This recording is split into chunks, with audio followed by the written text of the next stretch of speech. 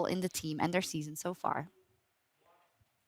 And thank you, Shaks and Ismael. Thank you so much for joining me. It's been ages since we had an interview. You had different jersey back then. How are you doing? Yeah, thanks, Laura. Yeah, I have a different jersey, different vibe. So yeah, no, I'm doing well. Doing well. Enjoying the new team. Oh, and I'm glad you do so because this is such a different group from what you had with Rogue last year, for instance. So many different players coming from different backgrounds. How has it been working with them? And tell me about your approach with this group and how to make this group work together.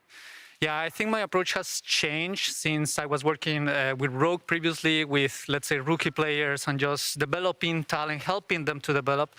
Same in Misfits when I was in Misfits, so kind of similar process of talent development for performance. So now with these guys is more trying to help to meet them where they are in terms of their experiences. Each of them have already massive experience, success, defeats. So basically trying to learn with them as well how I can integrate that 1%, integrate different strategies that they have never tried, and fix some of those issues that they might have that they might not be able to optimize throughout their career. So the approach is definitely different, but in the end, the job is to optimize their day-to-day, and I think that applies for every single team, every single player in esports in general.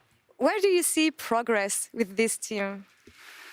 With this team, I think I see progress on how they approach the day-to-day in terms of communication at more the relation level.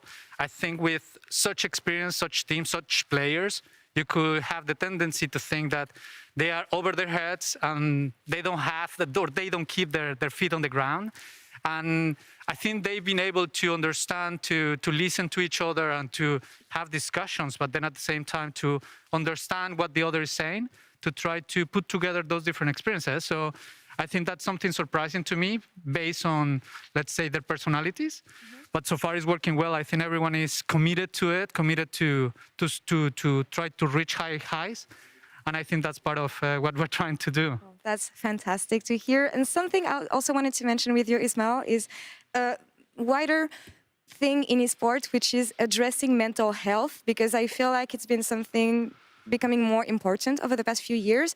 Do you think it's been acknowledged the right way in esports, and what kind of progress do you see in this area when it comes to tying it down to performance especially? I think it has improved quite a lot, mainly from the top of the organizations. I think when I started in 2017, mental health issues in esports or just trying to integrate the psychology into esports was not widely acknowledged or widely open.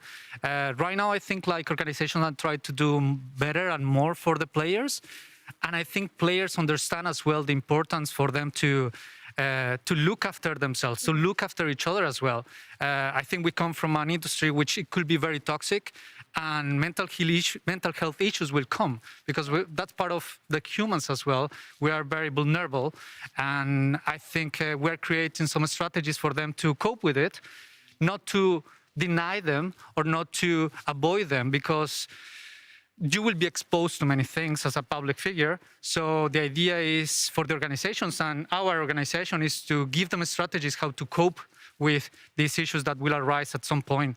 And the pressure of making it to playoffs is, for example, one. So I think we've been working a lot on giving them strategies for them to deal with this. That's amazing to hear, and such an important topic. Again, Ismael, thank you so much for the interview. Good luck today against Misfits. It's going to be an interesting match, I hope. And Shocks, back to you.